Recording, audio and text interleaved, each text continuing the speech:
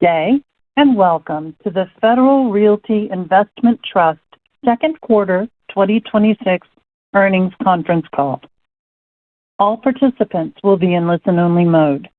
Should you need assistance, please signal a conference specialist by pressing the star key followed by 0. After today's presentation, there will be an opportunity to ask questions. To ask a question, you may press star, then 1 on a touch-tone phone. To withdraw your question, please press star, then 2. Please note this event is being recorded. I would now like to turn the conference over to Jill Sawyer, Senior Vice President of Investor Relations. Thanks, Debbie. Good morning. Thank you for joining us today for Federal Realty's second quarter 2026 earnings conference call. Joining me on the call are Don Wood, Federal's Chief Executive Officer, Dan Guglielmone, Chief Financial Officer, Wendy Sear, Eastern Region President and Chief Operating Officer, and Jan Sweetnam, Chief Investment Officer, as well as other members of our executive team that are available to take your questions at the conclusion of our prepared remarks. A reminder that certain matters discussed on this call may be deemed to be forward-looking statements. Forward-looking statements include any annualized or projected information, as well as statements referring to expected or anticipated events or results, including guidance. Although Federal Realty believes the expectations reflected in such forward-looking statements are based on reasonable assumptions, Federal Realty's future operations and its actual performance may differ materially from the information in our forward-looking statements, and we can give no assurance that these expectations can be attained. The earnings release and supplemental reporting package that we issued this morning, our annual report filed on Form 10-K, and our other financial disclosure documents provide a more in-depth discussion of risk factors that may affect our financial condition and operational results. Given the number of participants on the call, we kindly ask that you limit yourself to one question during the Q&A portion. If you have additional questions, please re-queue. And with that, I'll turn the call over to Don Wood. Well, thank you, Jill, and good morning, everybody. Strong quarter, $1.88 a share, 7% year-over-year growth, 96% occupancy, record leasing volume, 59th year consecutive dividend raises, another beat and raise, all validating the optimism for the rest of the year and next. Dan will get into the specifics for modeling purposes. After roughly 4 exceptionally strong leasing years, this quarter set records. Again, here we are in the second quarter of 2026 and are reporting 124 comparable deals for a staggering 819,000 square feet and an average first-year cash rent of $33.68, which is 15% higher cash rent than the prior year and 28% higher on a straight-line basis. That sort of volume is record-setting, and while contributions to it came from all of our markets, Southern California and Virginia were instrumental in signing a few anchor deals that will be transformational to the properties they were done in. The first affects the market-dominant 860,000 square foot Grossmont Shopping Center in suburban San Diego, where remerchandising this 2021 acquisition is now seriously underway. We've signed our first deal ever with hugely successful outdoor retailer Bass Pro Shops to a 20-year deal for 161,000 square feet, replacing an underperforming Macy's and adjacent small shop tenants with a national draw unlike most others. We also signed a new 53,000 square foot deal with AMC at Grossmont for a new state-of-the-art theater where a shuttered smaller theater operator once was. With an anchor system comprised of Bass Pro, AMC, Walmart, and Target, and 350,000 square feet of other space to feed off that system, Grossmont will be among the most productive assets in Federal's portfolio once a significant redevelopment has been completed.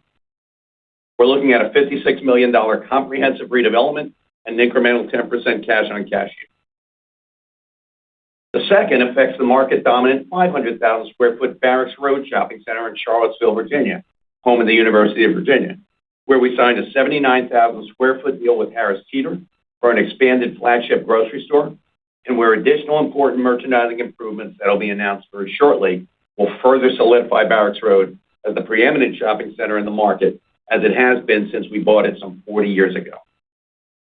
As we've talked about before, these large, market-leading, dominant retail centers, not unlike most of the acquisitions we've made over the past few years, are our property type of choice in every major market we're in. They tend to provide opportunities for both continued cash flow growth and value enhancement for decades. Stay tuned for more in the quarters ahead. Opportunities for additional accretive acquisitions, net of dispositions, continue to be a laser-like focus of the team and are expected to continue to improve our overall growth. We're getting close on a couple of very important deals, though a bit too soon to announce on this call. Stay tuned in the weeks ahead. On the development side, let me give you a quick update on the status of our residential pipeline that, as you may remember, is only undertaken on excess land at our existing shopping centers. With little to no incremental land costs and higher rents because of the proximity to our shopping center amenities, the math works in the right locations. Currently, we've allocated a total of $400 million for the residential development of the Blair at Bala Cynwyd, which is already two-thirds leased and well ahead of projections for both timing and rate. By the way, that fast lease-up pace has reduced the earnings dilution that normally comes at this stage of resi development. 301 Washington Street in Hoboken, which is on time and on budget, preparing for a 1Q 2027 delivery. Lease-up begins later this year. Early renting inquiries spurred on by the construction progress have been far in excess of our expectations. Lot 12 at Santana Row is well under construction, on time and on budget for a late 2027 delivery, as many of you saw at our June Investor Day. Hope you found the work that we're doing there to be as impressive as we did. And an incremental 261 units at Willow Grove Shopping Center outside of Philadelphia, for which the site has been prepared and cleared and is now fully underway. Together, this densification of our shopping center assets will add nearly 800 units and $27 million of new operating income to the portfolio once stabilized over the next few years. Our experience with residential development at our retail-centric properties is a skill set developed over 25 years, and it's certainly a unique differentiator of our business plan. Incremental income in the form of parking revenue, sponsorship opportunities, signage revenues are also benefiting by the high traffic counts at our large properties, including not only our mixed-use assets, but also the broader portfolio. More upside to come here, too. We're firing on all cylinders. Leasing operations, including a comprehensive technology-based efficiency program. We'll introduce you to our Senior Vice President of Digital Innovation at some point in the future. The hunt for special acquisitions and a modestly sized but impactful development and redevelopment program are all working. Enhanced internal and external growth using all the tools at our disposal is the name of the game. Quarters like this increase my confidence in our ability to do so. And a sincere and grateful thank you to all of you that gave us your time and your attention at our Investor Day at Santana Row, either live or on the webcast. We're a proud and talented group of real estate execs who love to share our story. We hope you enjoyed it and found it useful, and believe these second quarter results help validate for you the focused path that we're on. Let me now turn it over to Wendy and then to Dan to provide some additional color. Wendy? Thank you, Don. This quarter, our leasing platform once again delivered record volume, signing 819,000 square feet, the most comparable square footage in a single quarter in company history. Rent spreads for these deals were 15% over prior in-place rents, and that 15% is not a one-quarter story. In fact, the trailing 12-month comparable rollover sits at 17%, the highest in any 12-month period in more than 10 years. This tells you everything you need to know about the desirability for high-quality shopping centers. What I'm most proud of this quarter is occupancy. Despite the timing of expected anchor transitions, the strength of our small shop leasing held occupancy neutral to last quarter. We delivered over 100,000 square feet of net small shop occupancy this quarter, increasing our occupied rate by 100 basis points in just 3 months. Our small shop portfolio is now 93.9% leased and 92.3% occupied, levels we haven't seen since 2007. Put that alongside a record leasing quarter and you get a clear picture. The demand for our centers is not slowing down. The natural question is how much upside is left, and I would say more, much more. At these occupancy levels, we can drive small shop rents in the double-digit range on average, something we've done consistently for the past 3 years. Our current pipeline, which is always a good indicator of future leasing momentum, remains strong with over 1.5 million square feet of space in lease negotiations. In addition, to our pipeline, we have fully executed leases that will contribute an additional $31 million in revenue, delivering over the next 18 months. Just as important, our high lease rate lets us pre-lease well in advance of vacancy. This translates to less downtime from one tenant to the next, a metric we're focused on quarter after quarter, with clear progress being made as highlighted by our 100 basis point jump in small shop occupancy this quarter. Foot traffic across the portfolio is up, reinforcing the health of our consumer, and the collections remain strong across the portfolio. Our retail redevelopment pipeline is delivering the same story. In Philadelphia, Giant just opened a brand new prototypical 45,000 square foot grocery store in our Andorra shopping center, with small shop leasing rents coming in 16% over underwriting. And Andorra is just one example.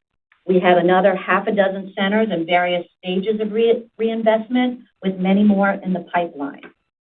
Historically, these reinvestments have produced 10% plus returns on average, with a single objective: drive productivity and rents at our centers, making our existing portfolio a continuous source of multi-year growth. And finally, our business development platform that we highlighted at Investor Day had a standout quarter, with our incremental income initiatives on track to be up 20% for the year over the prior year comparable pool. That is extraordinary given the fact that our occupancy continues to climb, and it proves this program is much more than leasing temporary space. It is a sustainable source of revenue unique to our property set of large, dominant, and/or mixed-use assets. Parking revenue alone, which is very unique to our portfolio, is expected to be up almost $3 million year over year, driven by higher rates, events, activations, and partnerships.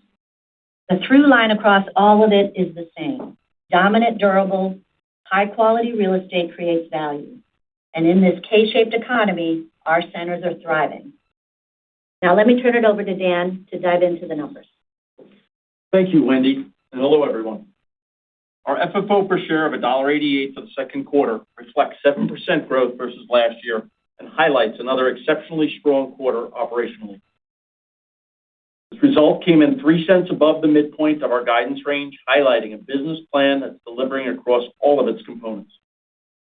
Drivers for the outperformance this quarter include 3 cents from higher rental income and recoveries, 2 cents from stronger percentage rent, parking revenues, and the incremental income initiatives Wendy just referenced, almost a penny from better term fees than we had forecast, as well as another half-cent further benefit from our capital recycling activity. This was essentially offset by 1.5 cents from a one-time investment write-off, 1 cent from straight-line write-offs, and 1 cent higher G&A than we had originally forecast. Net, a 3-cent beat on the shoulders of 5 cents of better-than-expected rents, recoveries, and incremental income. Adjusted comparable growth, our cash-basis comparable growth metric, was 4.2% for the quarter and stands at 4.6% year-to-date. Our GAAP metric was 2.8% for 2Q and 3.7% year-to-date, both outperforming the expectations we set out on our call in May. Also, the result of the drivers that we just highlighted. Cash basis revenues increased 3.6% for the quarter, and all of these variations of same-store metrics were ahead of our expectations, highlighting the solid first half of the year. Now, let's turn to our balance sheet. With the exception of $30 million maturing in August at a 7.5% interest rate, we currently have no debt maturing until mid-2027, while sitting with $1.2 billion of liquidity at quarter end. We continue to see strong free cash flow after dividends and maintenance capital, forecasting over $100 million for this year, with that figure heading towards $150 million by 2028 as we convert straight-line rent to cash-paying rent. If you'll recall, we outlined these figures at our Investor Day in May. This will also have a positive impact on AFFO through 2028 and beyond. During the second quarter, we closed on another $66 million of retail asset sales, bringing the year-to-date 26 total to $225 million at a blended 5% cap rate. When combining 2025 and year-to-date 2026 asset sales, our total stands at $540 million at a blended initial cash yield of 5.4%. And note that the estimated foregone unleveraged IRRs on this pool blends to an average of less than 7%, with no assumed terminal cap rate compression. All metrics which reflect a very, very attractively priced source of capital. Through this active and disciplined asset recycling program, our debt metrics remain solid. Second quarter annualized net debt to EBITDA has improved to 5.4 times, and fixed charge coverage stands solid at 3.9 times. Now, onto guidance. As a result of another solid FFO beat for 2Q on the heels of a robust first quarter, along with an encouraging outlook for the balance of the year, we are raising guidance for both NAREIT and core FFO to $7.48 to $7.56 per share. At the $7.52 midpoint, this increase represents 6.5% growth for core FFO when compared to 2025, with the range being roughly 6% and 7% at the low and high end of the range, respectively. Drivers for the guidance increase include our comparable GAAP-based POI growth outlook improving to 3.25% to 3.75% from the previous 3.125% to 3.625. Our cash comparable growth, or adjusted comparable, per our disclosure, is expected to be 75 basis points higher, so a range of roughly 4% to 4.5%. That's a 35 to 40 basis point increase. Small shop momentum helped us maintain our occupied rate during the second quarter, and we continue to forecast a spike in our overall occupied rate to the mid to upper 94% range by the end of the year, powered by leases that have already been signed. We continue to see stronger than expected contribution from the $750 million of dominant high-quality properties acquired in 2025. And our outlook on term fees also moves higher to $10 to $11 million, as the second quarter fees were roughly $600,000 to $700,000 higher than our forecast, with better visibility into the second half of the year. This roughly $2 million increase is offset by a $2 million rise in our forecasted G&A as we make investments in our digital innovation and business development teams. Incremental development, POI is up $500,000 to $14.5 to $15.5 million as we deliver space to tenants ahead of forecast.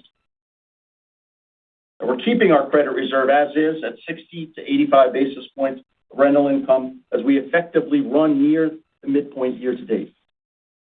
And lastly, we have adjusted our interest rate outlook to reflect more conservative current market expectations.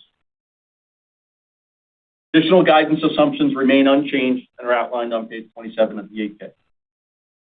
This updated guidance also reflects the $66 million of asset sales completed during the quarter, with the foregone yields in the mid to upper 5% range. Please also note that we issued $61 million of equity during the quarter for our ATM program, further enhancing our capital base. We continue to be active on capital recycling, with additional acquisition and disposition opportunities targeted for the second half of the year, and we will adjust guidance for those, likely upwards, as we go. To summarize, our guidance increase is driven by the following puts and takes. $0.03 of forecasted operational outperformance, driven by parking, percentage rent, and incremental income, and stronger occupancy than we forecast, plus $0.02 from term fees, offset by $0.02 of higher G&A, given the aforementioned investments in digital innovation and business development, and $0.01 to $0.02 from a more conservative interest rate outlook. With respect to our expectations for quarterly FFO cadence over the remainder of 2026, we've set the third quarter at $1.82 to $1.86 per share, and the fourth quarter at $1.91 to $1.95 per share, primarily driven by the aforementioned contractual occupancy growth. As a result of the strong year-to-date and our bullish outlook, Federal will continue to lead the REIT sector as its only dividend king, a distinction of 50-plus consecutive years of annual dividend growth, as we once again increased our dividend for a 59th consecutive year to $1.16 per share per quarter, or $4.64 annually. You've heard me say since I joined the company a decade ago, for every year I've been alive, Federal Realty has increased its annual dividend. Think about that. Since 1967, and roughly a 6.5% CAGR. That's a record the Federal team continues to be tremendously proud of. With that, operator, please open the line for questions. We will now begin the question and answer session. To ask a question, you may press star, then one on your touch-tone phone.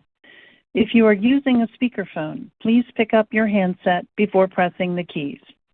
If at any time your question has been addressed and you would like to withdraw your question, please press star, then two. We ask that you limit questions to one. You can then re-enter the queue for any follow-up questions. At this time, we will pause momentarily to assemble our roster. The first question is from Michael Goldsmith with UBS. Please go ahead.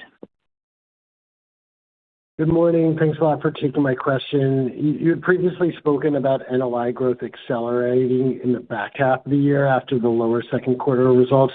Is that still the case? And then can you provide some color on what's driving that? Is that occupancy growth? Is it increasing rent growth or any other factors? Thanks. Yeah, I think consistent with what we shared kind of on the May call, the second and third quarter, we'll continue to have some occupancy churn in the third quarter. So that'll keep a lid on until an acceleration in the fourth quarter, which we really won't see the benefit of probably till next year, as those tenants get open and operating and rent paying. But it's consistent with kind of, I think, what we shared with you, at Investor Day and on the May call. Yeah, Michael, I'd just add to that. Think about the anchor progress that we've been making and the timing of the openings of those stores, very heavily weighted to 4Q, which should bring occupancy of the anchor side up into the 98+% range after that.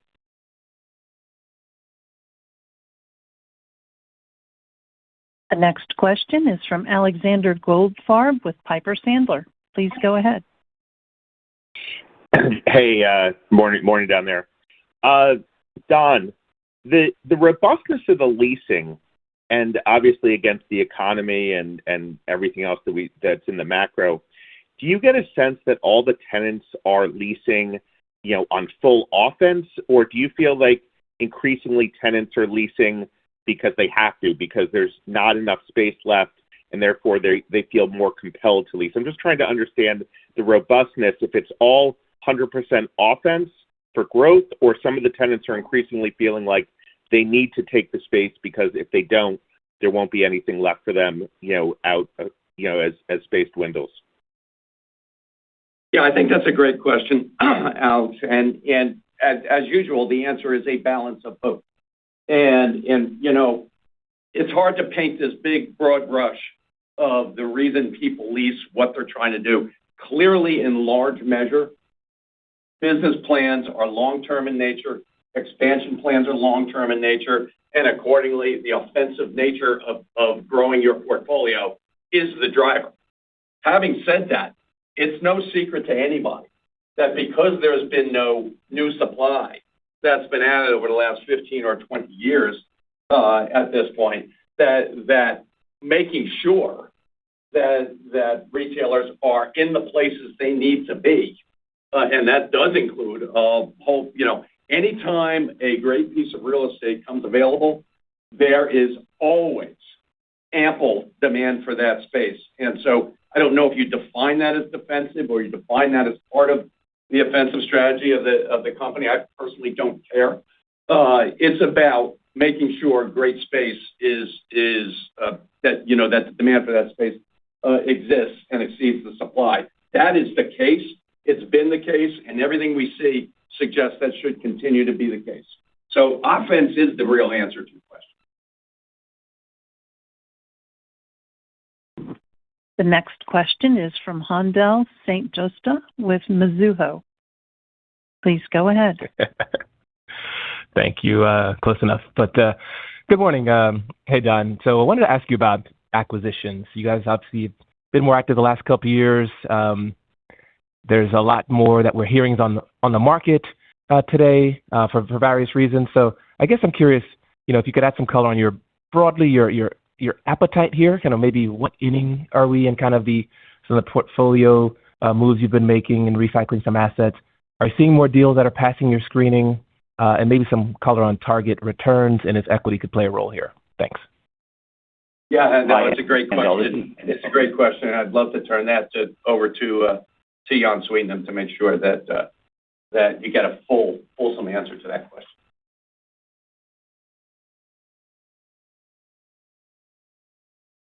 Hey, Jan, you there? Jan's on the West Coast here. Hi, Haendel. That's a loaded question, so I'll do my best to try to get through it. And let me just sort of start with what are we seeing and how big the pipeline is. And so in Investor Day, we were looking at about a $1.4 billion of assets that we thought were interesting and provided some of the large centers that we're looking for, the returns and all that. And kind of as we go through it in terms of what sort of come out of that pipeline, because it just didn't fit for us. A couple of assets that we're working on down, Don referenced a little bit earlier, and kind of what's come in. The pipeline is still pretty robust, and in fact, it's probably a little bit bigger than $1.4 billion today. So I think the deal flow is looking and feeling really good for us as we progress through the balance of the year. And so our appetite is still very strong to acquire assets. But look, it's gotten a little bit more competitive out there. Cap rates have come down a little bit. In particular for the best of the best properties. But look, this cuts both ways as we're recycling capital, and lower cap rates make our acquisitions more expensive, but they make our dispositions more valuable. But turning to acquisitions, yeah, it's more competitive. And I'll give an example where there are a couple of properties that we like. They're really good properties with good mark-to-market on the in-place rents, but they're set to trade at cap rates lower than 5%. Breathtaking, really, and a steep climb to get to 8% unlevered IRR, and we just couldn't get there. It's competitive, but we remain optimistic that there are properties where we can deliver our returns. We'll look at opportunities in the sixes, 6 cap rates, and maybe even a little bit less than a 6% cap rate if the growth is really good. 4 to 5% CAGRs over the first 5 years should get us to better than 8% 10-year unlevered IRRs. But as Don said just a little bit earlier, it's about is there material unmet demand and the ability to push rents and get to spaces in a reasonable time frame. That's what's going to drive those CAGRs, and that's how we drive revenue. And as we look at opportunities, Wendy and her team are laser focused on understanding demand and our ability to drive rent or not. Yeah, Jan, I'll just jump in here. It's really, as you said, it's all about revenue growth and getting comfortable with our mark-to-market underwriting assumptions. And so when we go through this due diligence process, it's not calling a couple tenants. We go very deep. As you know, we are format agnostic, and we have various different properties that we own. So we have a really wide lens of retailers that we do business with. But really, the secret sauce of our due diligence is those relationships and the tenants who are not in that particular shopping center, and getting that unfiltered, honest, in-depth feedback that helps us with not only underwriting, but what's working at the property, what's not working. Is the property on their list for expansion? Why is it not on their list? Is it lower on the list? If we owned it, would it be higher on the list? And we saw that example in Kansas City. We just bought that property a year ago. We've already done over 20 deals, and we were making chess moves with tenants before we even bought the property. So that's why Aloe just opened and Vuori is under construction. So, and Haendel, you're getting a long answer on this one. But lastly, I think it's important to mention our operating platform. We know how to operate properties efficiently. We know how to scale management and local operators along with that. And when you're setting up in a situation that might have fixed CAM, like Kansas City and Annapolis, that goes straight to our bottom line. Very productive.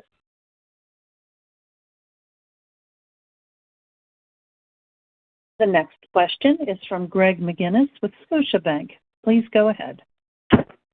Hey, good morning. So you finished acquiring the entire Kingstown assemblage. It's not in the redevelopment pipeline. So is this a simple lease-up strategy and doing more in the same space, or is there a different long-term plan there? And then not to get you too far over your skis, but on the potential two deals that you talked about, Don, are those considered kind of market dominant centers in new markets or more of a clustering opportunity? Thanks. Thanks, Greg. A couple of things to talk about. First, with respect to Kingstown, that's just good. That's just good real estate acquisitions. That is a piece of land in the middle of our two shopping centers that are effectively there, that are certainly better off in our hands than anybody else's hands. It is a stay-the-course strategy, effectively, for the near term. But because of where they are and some of the due diligence that we did with respect to alternatives, should there be an issue with the current tenancy, we got a good plan. So you know, in some respects, that's defensive to fill out the nice square of the two shopping centers there, but also offensive because of what we think we've got going on there. Look, on the properties we're looking at, I can't talk to you about it until we're all done with respect to those. I will tell you that, you know, I think we've been pretty darn clear over the last year that we'd like to be in 3 to 5 new markets. We've also been pretty darn clear that filling in existing markets remains a priority. It's a combination of both of those things. While I won't comment on two particular properties that are referenced, that's the business plan of the company. That's what we're doing and trying to continue that program. Frankly, having more success than even at the beginning of the year that I thought we'd have. So things have changed. I like John's answer on the fulsome nature of all of that stuff that's available. And I hope to provide better news even, or more complete news, if you will, as the rest of the year continues. The next question is from Andrew Reel with Bank of America. Please go ahead. Hi. Good morning. Thanks for taking my question. Maybe just to hit on the guidance, could you provide maybe just a little more color on some of the tenants driving the term fee higher this year? And then on the higher G&A, Dan, I know you mentioned that might be some investments in digital initiatives, so maybe you could just speak a bit more about those. Thanks. Thanks, Andrew. Let me tell you about one particular term fee issue that I really kind of wanted to get this out there and why it's so important to us. I can't give you the specifics, obviously, in terms of the tenancy, but imagine you've got a really strong lease at a good shopping center where that tenant is obligated. They do have a go dark right that can they can go dark.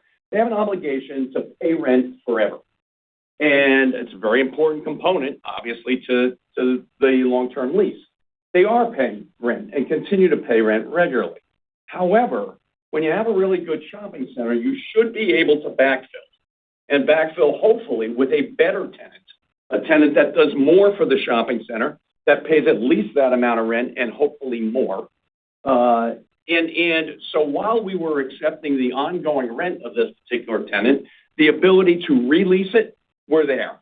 So we've got a new tenant coming in, a new tenant paying a better rent, a new tenant that will be better for the shopping center. And by the way, the old tenant is paying us 7 years of rent. The math works all day long. So the notion of and that's $3 million. That was a $3 million term fee. That's why the change in the assumption for the year. I'll take that all day long and hope that somehow that's included in the understanding of what our business is and the strength of our leases. Dan, you may have more on guidance, but Andrew, thanks for asking that, because I really do want you to understand the math and the reason of for doing deals with high credit tenants that have the ability to either continue to pay or because the lease is really strong, when we have another tenant to be able to backfill, cutting a deal right then and now so that we can double dip. That's what we're doing, double dipping. Yeah, I'll just add a little bit of color. I mean, the anchor tenant was not leaving for credit issues. It is a strong investment grade backed tenant who made a strategic decision to exit a particular market.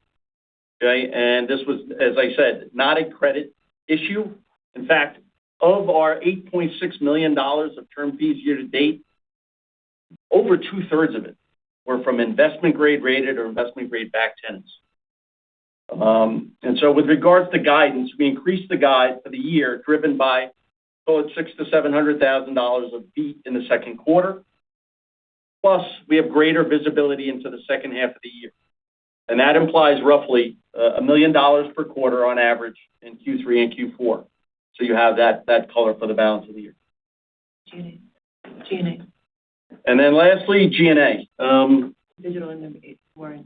Digital innovation. Yeah, look, we are making investments with regards to guidance. We are making those investments. We expect to get strong returns. I think we will get returns immediately on some of the business development stuff, which we're really, really excited about. And with regards to the digital innovation side, I think that's a little bit longer term an investment, but we've got a really strong group of professionals who have joined us, and we feel really good about making these investments, and that'll obviously impact the G&A line item in the second half of the year. The next question is from Juan Sanabria with BMO Capital Markets. Please go ahead. Hi, thanks for the time. Just maybe a question for Dan.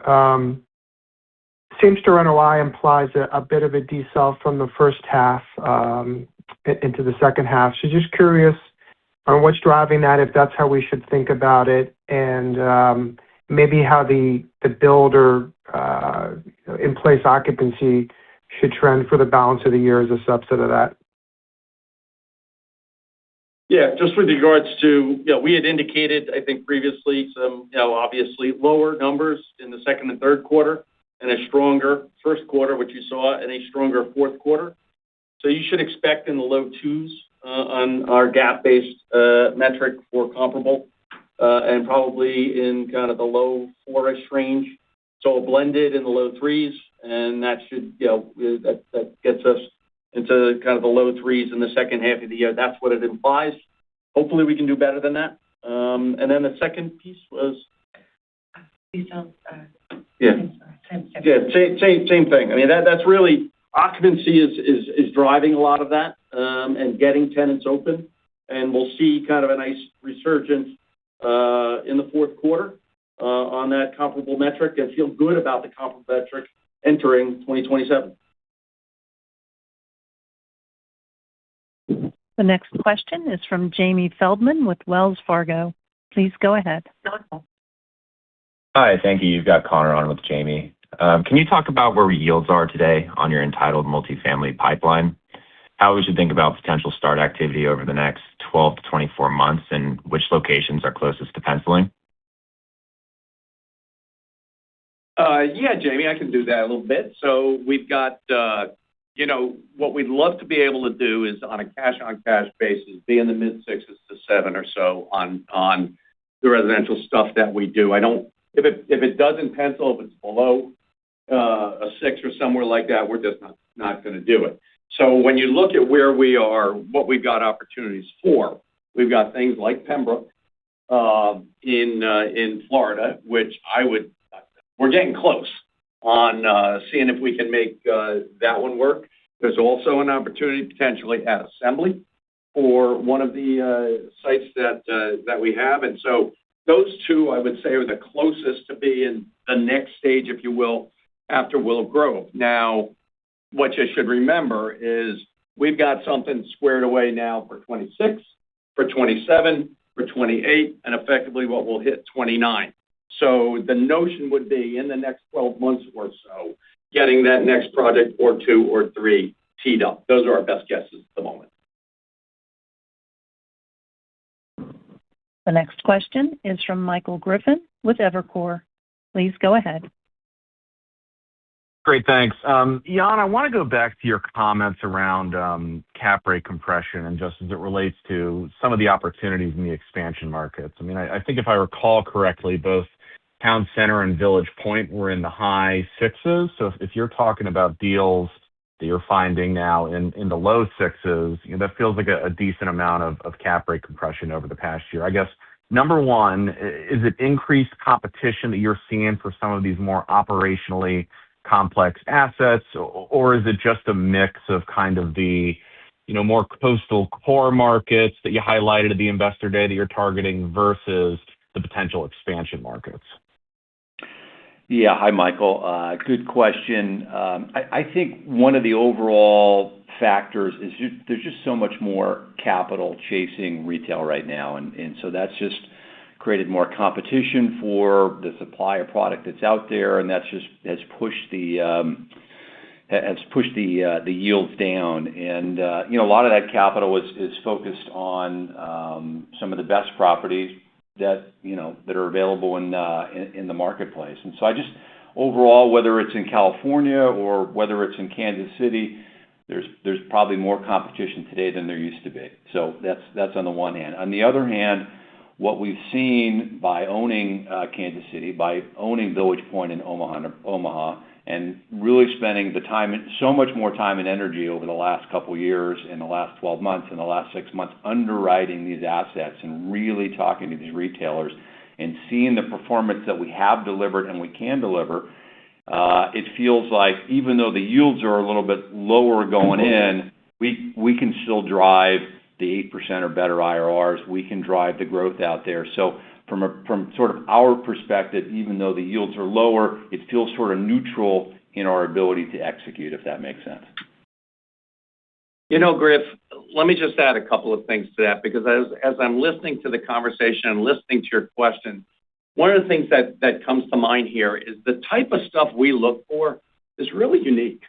And it is a really asset-by-asset kind of thing. I know you'd like to say, all grocery-anchored shopping centers trade at a blank, all lifestyle-type centers trade at a blank, but it really doesn't work like that. And so when you go back to the conversation that Jan and Wendy had before, it really does depend on our ability to underwrite IRR. Now, there's a limit to going in cap rate. As Jan said, we're not going to be down in a place where it's dilutive to us to get started. That's a key tenet of what it is that we do. But when you get one of these larger properties that truly has been undermanaged and truly has significant lease up that you can get to, important, that you can get to over the next 5 years, I got to tell you, man, when it comes to a mid-8s IRR, the going in cap rate is less important. Now, not unimportant. It's got to be accretive.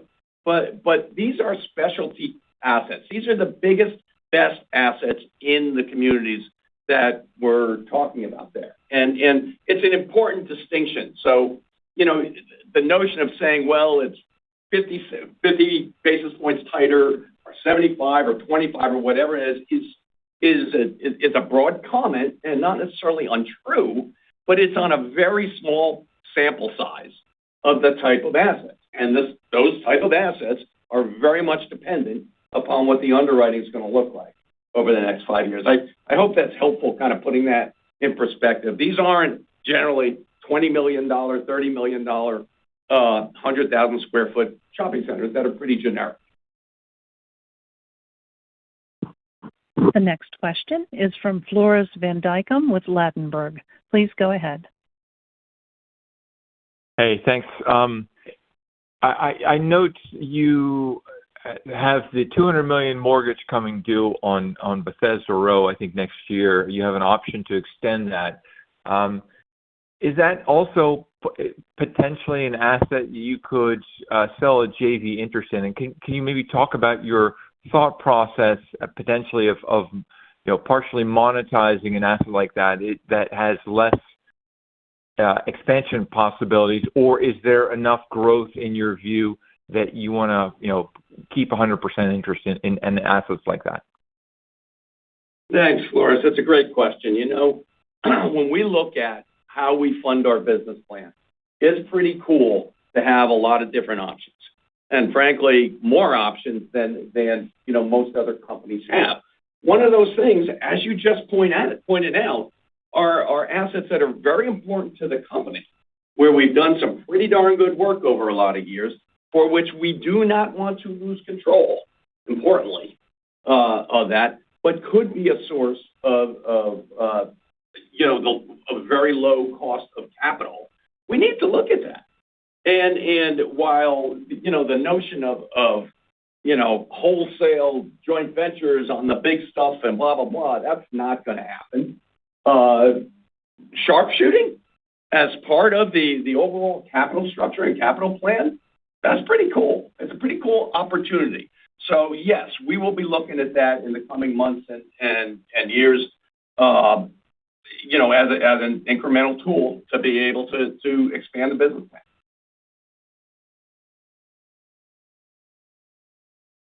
The next question is from Craig Mailman with Citi. Please go ahead.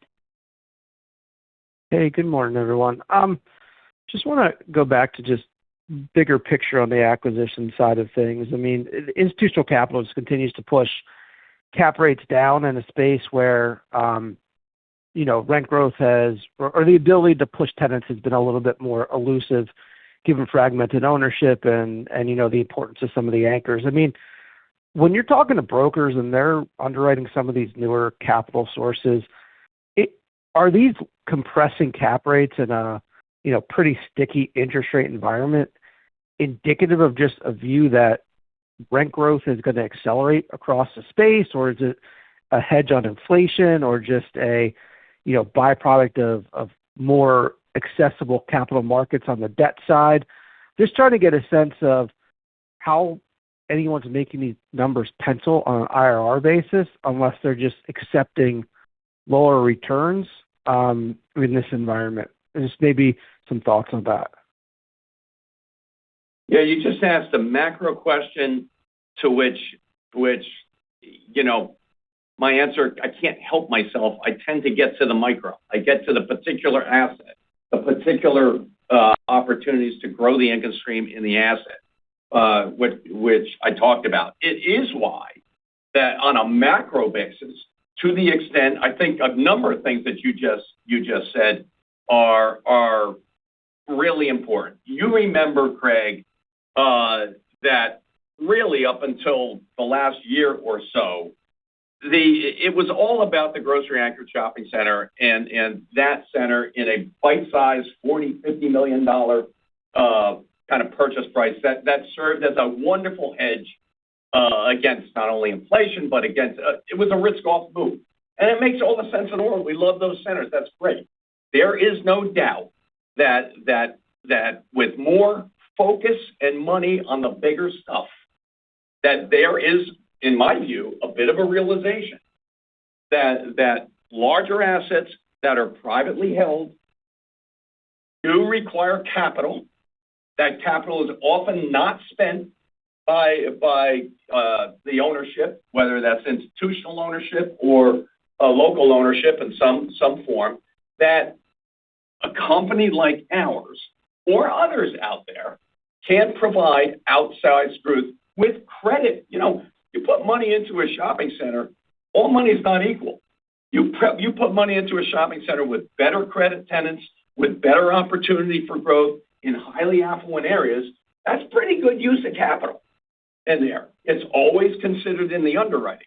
And so it's a combination of everything that you kind of said, but there is a realization that retail real estate is more than triple net leases or grocery anchored shopping centers, that there are core plus and opportunistic opportunities that are there that people are more comfortable that there are a few operators that can really extract that value. We're certainly one of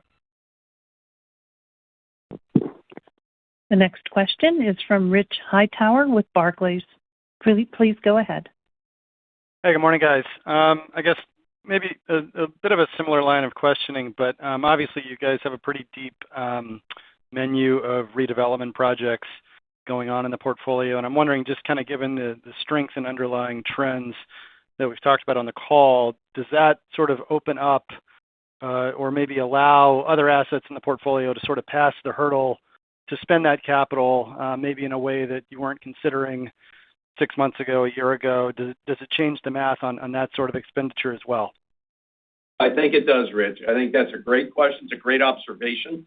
The one thing about portfolios, particularly portfolios that have been held for a long period of time, there are periods when things work better, and there are periods in real estate when the math just doesn't work. Your observation is really good. And one of the things that is worth saying here is, while inflation generally doesn't make it easier to go buy groceries and all the stuff that you read in the newspaper every day, it sure ain't bad for retail. And as long as it's controlled, and the ability to effectively push rents, the ability to effectively, in a supply-constrained marketplace, which this is and has been, does open up other opportunities. We're looking hard at stuff that we haven't looked at because the math hasn't worked in the past. And I would be bullish, if you will, on some of those opportunities finding their way into the business plan over the next 12 months. The next question is from Michael Mueller with J.P. Morgan. Please go ahead.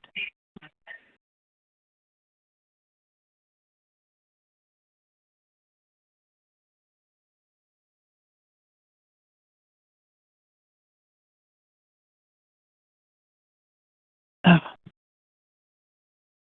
Okay, Michael Mueller, you are now on the podium. Please go ahead. Yeah. Oh, hi. Sorry.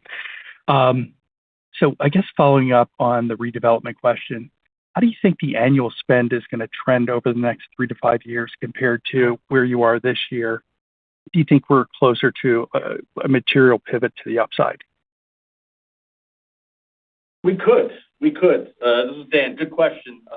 We've been kind of analyzing and looking at what the pipeline looks like and what we could add and what things are ready to move forward and where they're penciling. And so I think over the next, call it 6, 12, 24 months, you could see, us continue to add more and more projects, whether they be resi over retail projects that Don alluded to earlier, or whether they're commercial, retail-oriented projects, redevelopments that we could add to it. It's probably in the neighborhood in terms of the next 12 to 24 months that we would consider $400 to $500 million of projects that could get started. But we're going to be disciplined, and we're only going to pull the trigger if they make sense from a return perspective. Don, anything more? No, as all of these questions are about how do we accelerate growth. That's right. That's the basis of all of these questions. And the one question that hasn't been asked about are our operating margins. And the notion of effectively what digital innovation, what business processes, what is available over the next few years, how to get income rent started earlier. All of these notions, I do believe that technology will make us more profitable also. So just add that to the list of things about how and why there should be good growth going forward to our business.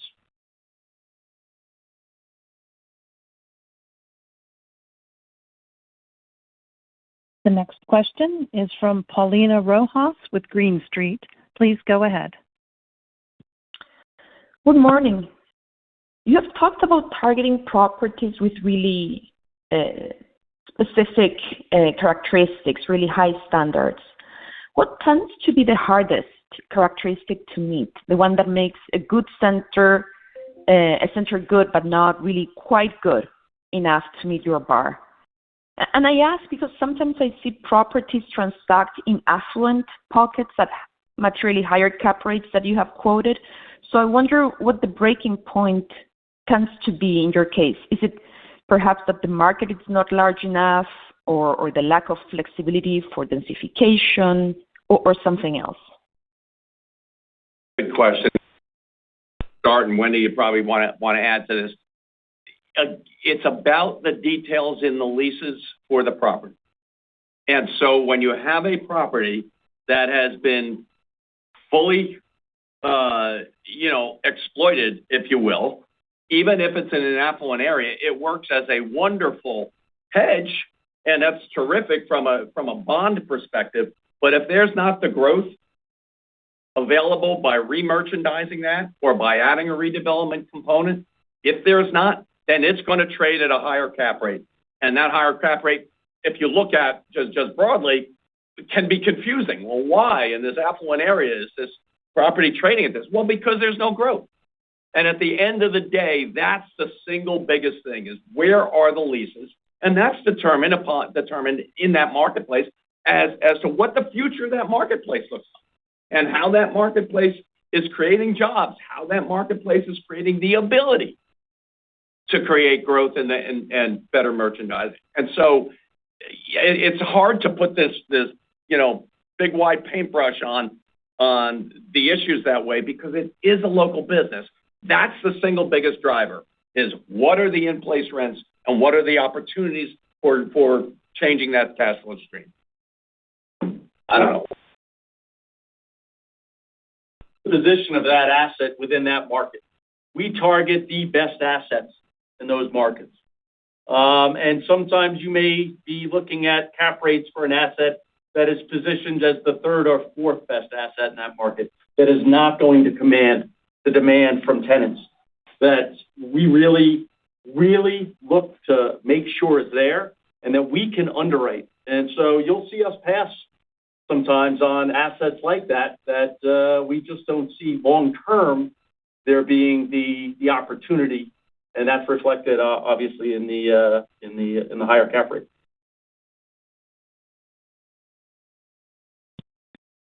This concludes our question and answer session. I would like to turn the conference back over to Jill Sawyer for any closing remarks. Thanks for joining us today, and have a great rest of the summer.